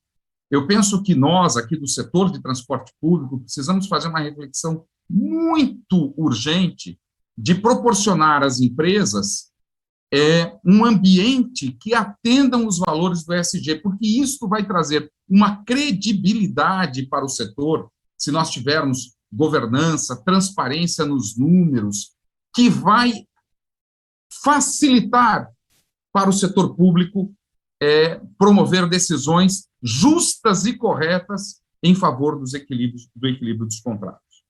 Quero dizer que os modelos de contratos, como bem assinalou o doutor Ivo, estão superados. Os contratos que, em geral, são feitos pelas cidades para contratar o serviço de transporte público são contratos que, se a gente comparar no tempo, são muito parecidos com o que era feito há 10, 15, 20, 30, 40 anos atrás. Contrata-se empresa, aloca-se o risco de demanda no empresário, aloca-se o risco tarifário no empresário, porque o poder público, isoladamente, pode definir as tarifas a serem fixadas, e em pouquíssimo tempo esses contratos são ineficientes, tem desequilíbrio, são empresas devolvendo o contrato, ou licitações vazias, porque ninguém mais consegue conviver com esse modelo. Então, de fato, nós temos que promover uma evolução olhando do ponto de vista da contratação, especialmente nas cláusulas de remuneração, para cláusulas mais modernas, que diluam esse risco da demanda, não apenas no operador, que este risco seja alocado no poder concedente e talvez até compartilhado com o operador, mas que o poder concedente tem esse risco porque ele tem uma capacidade muito grande de influenciar esse risco e o empresário muito pequena. O contrato aqui de São Paulo faz isso, né? Nós temos aqui uma remuneração para os operadores de acordo com o nível de serviço contratado, de acordo com o volume de frota, os custos variáveis, os custos fixos desta frota, e a demanda é um fator que pode alterar esta remuneração. Quando fizemos a PPP da linha 4 no metrô de São Paulo, há 15 anos atrás, já entendíamos isso e colocávamos ali bandas de demanda que seriam motivos de promotores de ajuste no contrato de acordo com o crescimento ou a redução da demanda. Evoluir, portanto, para a contratação por nível de serviço que estabilize a relação contratual, que estabilize o equilíbrio econômico-financeiro do contrato, é do interesse não do setor privado, é do interesse público, é do interesse dos usuários que querem estabilidade na prestação desse serviço, é do interesse das prefeituras que querem previsibilidade, capacidade de estimar esta remuneração devida ao setor privado. Eu quero insistir de que a gente precisa começar a falar com os órgãos de controle. Ao longo do tempo, criou-se um preconceito com o setor de transporte público. Um preconceito no sentido que é um setor que tem lucros muito altos, que tem sócios que enriquecem muito, que prestam serviço de baixa qualidade, que sabotam. É preciso a gente, primeiro, como eu disse, estabelecer padrões de governança que quebrem esta visão. Porque, doutor Ivo, muitos administradores têm muito boa vontade de atender não o interesse privado, mas atender o interesse público do equilíbrio econômico-financeiro dos contratos, mas tem diante de si imposições e limitações severas dadas pelos órgãos de controle. É preciso fazer mesmo uma campanha, não institucional, mas uma ação institucional de visitas a esses órgãos para demonstrar a verdadeira realidade do setor e sensibilizá-los a serem parceiros na busca de soluções que, ao fim e ao cabo, interessam a toda a sociedade, e não apenas aos usuários. Aliás, o Carlos Henrique foi extremamente feliz quando mencionou a questão das externalidades, Edmundo. Eu tenho batido isso em quase todas as minhas falas. Nós precisamos falar que o transporte público não beneficia apenas os seus usuários. Aliás, a pandemia mostrou isso com muita clareza. Quem usa carro só pôde comprar comida, só teve a sua rua limpa, só teve policial na rua e hospital funcionando, porque os trabalhadores desses setores chegaram aos seus postos de trabalho graças aos sistemas de transporte coletivo que não pararam corretamente durante a pandemia. Se todos se beneficiam do transporte público, não é justo que quem pague a conta seja apenas o seu usuário. Não é justo que aqui em São Paulo, o seu José, que mora em Guaianazes, tenha que pagar R$ 8,80 por dia para vir até o centro da cidade, e o seu Paulo, que anda de SUV nos Jardins, não pague nada para usar as ruas da cidade. Aliás, Branco, se nós entrarmos agora no site da Prefeitura de São Paulo e fizermos uma busca por subsídio ao transporte público, aparecerá imediatamente uma linha orçamentária demonstrando quanto a Prefeitura paga por ano para que os usuários tenham uma tarifa mais módica para usar o sistema. Agora, Branco, digite lá no site da Prefeitura de São Paulo, subsídio ao transporte individual motorizado. Vai dar a busca não encontrada. Porque a Prefeitura de São Paulo e nenhuma prefeitura no Brasil contabilizam os gastos com o transporte individual motorizado numa rubrica orçamentária. Então, nós temos uma discussão aqui em São Paulo se paga muito ou pouco subsídio para o ônibus, mas ninguém discute quanto é o subsídio para o carro particular, porque este número não está contabilizado. E o carro particular, como bem assinalou Carlos Henrique, que gera tanta externalidade negativa, anda pela cidade de graça. Claro, algum amigo meu poderá dizer, mas eu pago IPVA. Ora, eu também pago IPTU do meu apartamento. E não tenho internet, água, luz ou gás de graça porque eu pago IPTU. A infraestrutura para usar o apartamento que eu moro me exige pagamento de tarifa. O mesmo raciocínio deveria ser aplicado para quem usa as vias da cidade, gerando tanta externalidade negativa. Eu queria fazer uma provocação a respeito do tema central, que é novos modelos de contratação, e dizer que nós devemos começar a pensar sobre um modelo que já está sendo implantado em algumas cidades do mundo. Já tem em Singapura, já tem em Londres e já tem em Santiago do Chile, que é o modelo de você ter 2 contratos para a gestão do sistema de transporte público. Um contrato onde se aloca o risco de capital, que é o risco da compra da frota e da compra das garagens, e se remunera este contrato como uma renda fixa pela cessão dos ativos, e outro contrato para a operação desses ativos. Eu ainda não estou aqui defendendo esse modelo, mas estou dizendo que esse modelo está batendo a nossa porta e que nós temos que começar a refletir sobre as vantagens e desvantagens dele. Ele tem uma vantagem nítida que separa risco de capital da operação de serviço, né? O risco de capital fica alocado para um concessionário e a operação para outro concessionário. Eu alerto apenas que este modelo está rondando a realidade brasileira, uma vez que começou em países asiáticos, países europeus, e já há países sul-americanos incorporando este modelo na operação dos sistemas de transporte público. Para terminar, eu quero registrar que é essencial, a meu ver, que essa discussão assuma um papel muito ativo nesse momento, mas nós precisamos trazer para a mesa, além do setor privado, dos empresários de ônibus, das cidades, que são as titulares dos serviços, nós precisamos trazer 2 atores fundamentais para esta mesa. Tem um ator, Edmundo, no nosso ecossistema que não tem voz. Quando eu fui secretário, eu recebi uma pressão enorme dos cicloativistas, das ONG de pedestres, dos sindicatos de motociclistas, das associações de empresas de ônibus, mas não havia uma organização dos usuários do sistema de transporte público. Não há uma associação, o usuário do transporte público não tem voz. O editorialista do jornal, o radialista, o promotor público vão para o trabalho de carro. Eles nunca conseguem perceber exatamente as dores e os sofrimentos de quem usa o transporte público. Nós precisamos pensar num modelo de organização dos usuários para que a gente tenha uma voz muito forte em favor da agenda do transporte público. E, por último, o governo federal. O governo federal é ator fundamental no sistema de mobilidade urbana. Nos países desenvolvidos, no próprio Chile, na Colômbia, o governo federal exerce um papel fundamental, tanto nos investimentos, como também na regulação do custeio e até na contribuição do custeio, porque mover as cidades é uma atividade estratégica não local, mas nacional. Fica aqui a minha contribuição e à disposição depois para o debate, agradecendo imensamente o espaço que me foi dado aqui nesse tão prestigioso evento da nossa querida NTU. Muito obrigado. Parabéns, Sérgio. Como era de se esperar, você enriqueceu muito esse painel. Me chamou especial atenção a tua colocação quanto ao papel dos órgãos de controle. Apenas para fazer uma moderação, aqui em Goiânia, todo o processo de solução dos contratos na pandemia, quem assumiu o protagonismo foi o Ministério Público, propondo solução. Então, a gente também já consegue hoje ver nos órgãos de controle um papel positivo na medida que eles vão sendo informados da realidade do setor.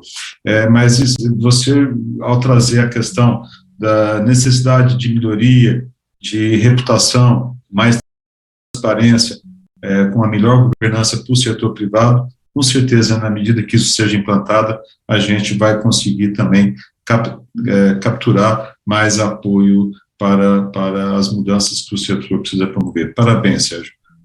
Gostei muito da sua fala. Vai ser muito útil para os debates a partir daqui. E quero retomar, Fernando, nos desculpe mais uma vez pela falha na comunicação, mas eu gostaria de convidá-lo novamente para concluir a tua exposição.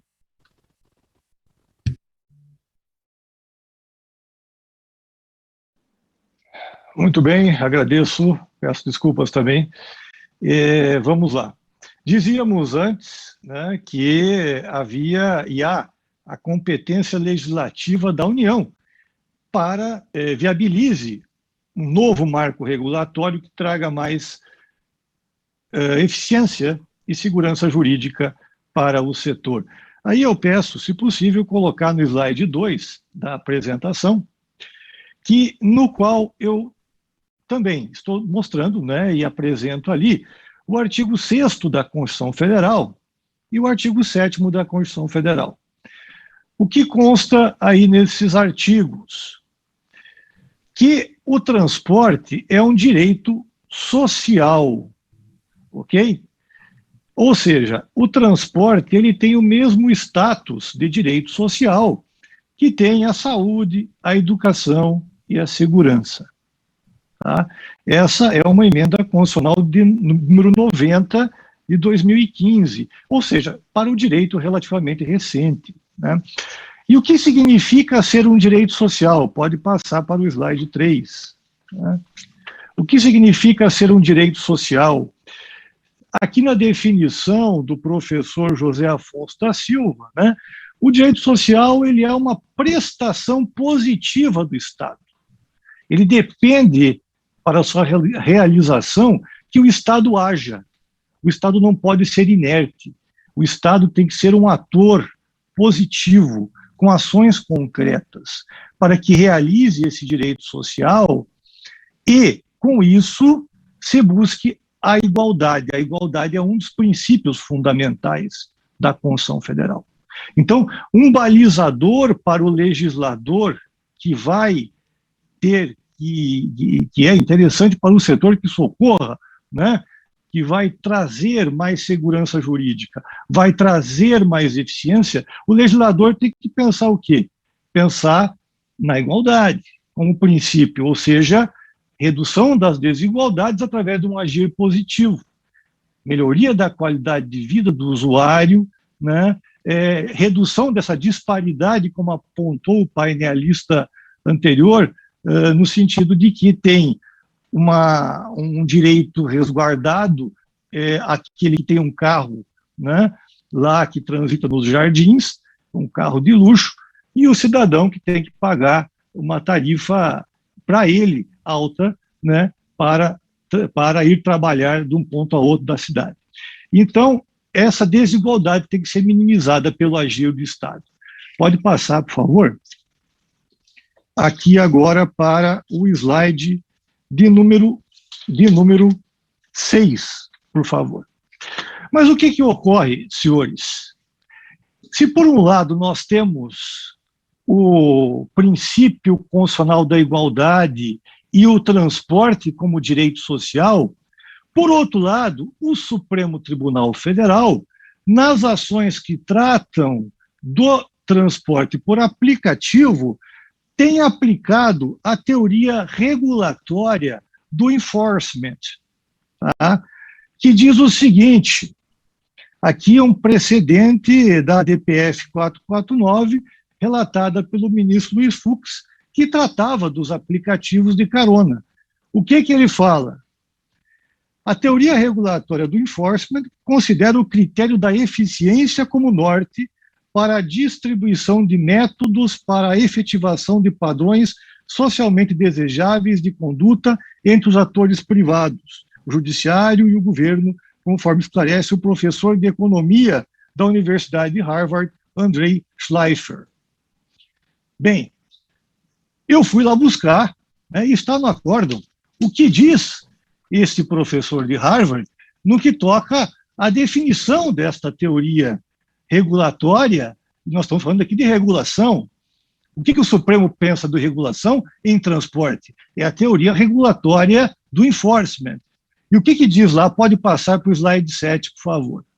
O que diz lá o professor Schleifer, de Harvard, citado pelo ministro Fux? Ele fala o seguinte, resumindo aqui, tá? Está no slide a íntegra do trecho do livro do professor de Harvard, mas resumindo aqui, o que ele diz? Quando o mercado pode ser mais eficiente, não pode o Estado intervir.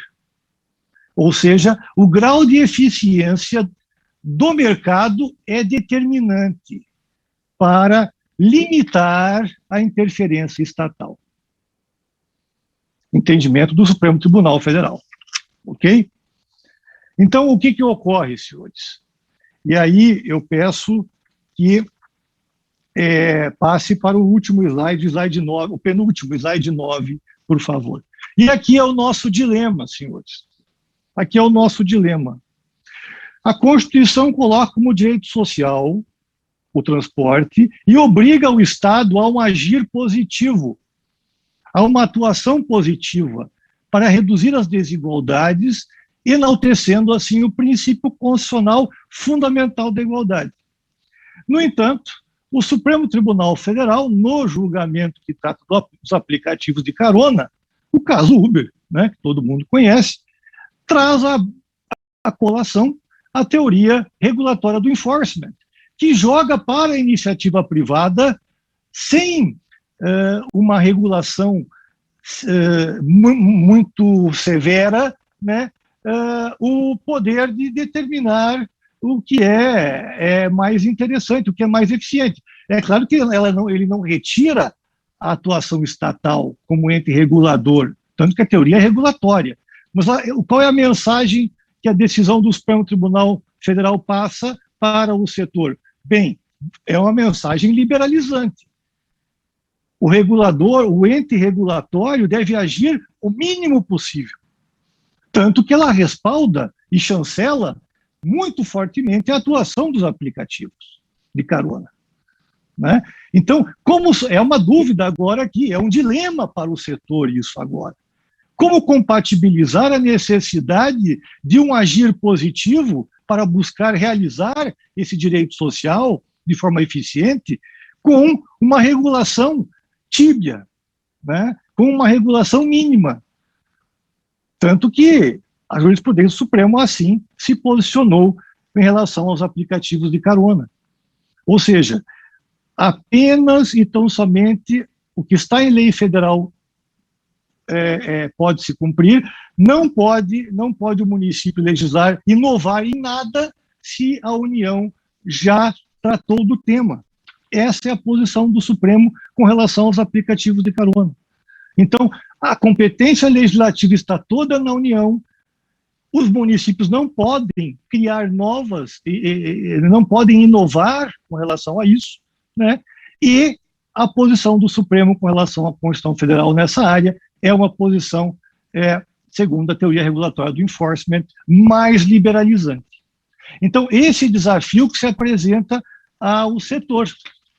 E o setor vai ter que trabalhar, né, junto aos parlamentares para que compatibilize na lei essa questão. Porque uma vez que a lei seja explícita em relação a isso, espera-se, né, se o Supremo não a declarar inconstitucional, que se cumpra a lei, de modo a privilegiar o quê? O princípio maior. Essa é a minha opinião. O princípio maior, que é da busca pela igualdade através da consagração definitiva do transporte como direito social.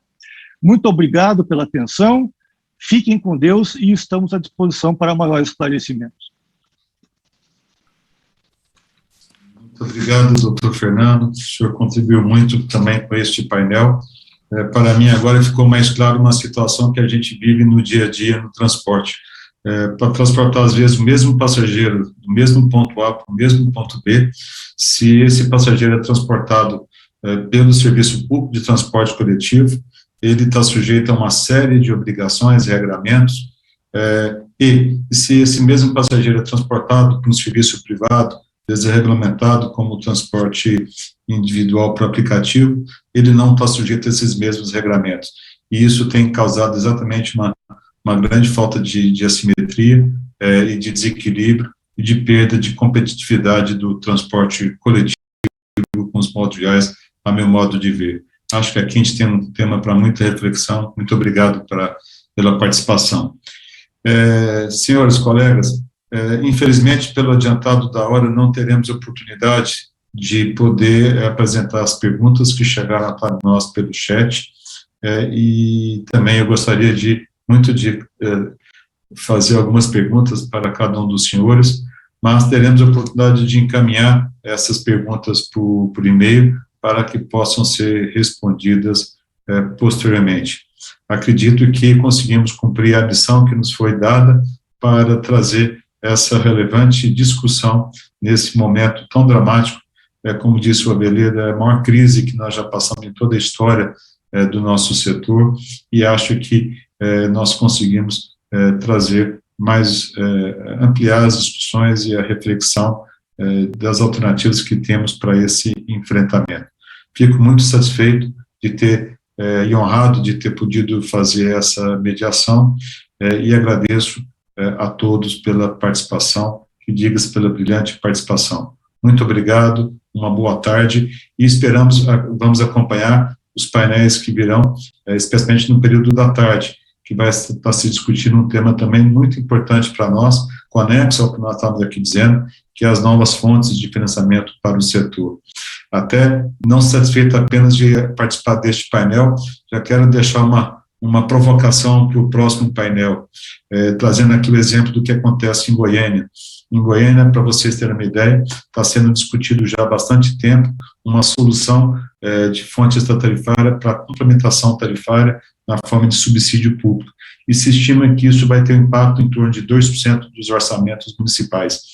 E foi feito um outro estudo que apontou que apenas com os recursos decorrentes da isenção do IPVA para veículos 0 km, que o Estado de Goiás pratica já há mais de 8 anos, seria suficiente para financiar esse subsídio tarifário com sobra. Para vocês terem uma noção, Goiânia é uma das cidades que mais comercializam veículos de super luxo, veículos com mais de R$2 milhões, veículos estes que não pagam IPVA no primeiro ano. E quando que a grande alegação para não se mudar o nosso modelo contratual é a falta de recursos públicos, recursos orçamentários para financiar o transporte público. Espero que esse tema seja debatido e aprofundado no próximo painel, porque é dessa forma que a gente vai conseguir, de fato, promover a mudança, né, neste modelo contratual que nós sabemos que não responde minimamente para as diversas realidades que o setor apresenta.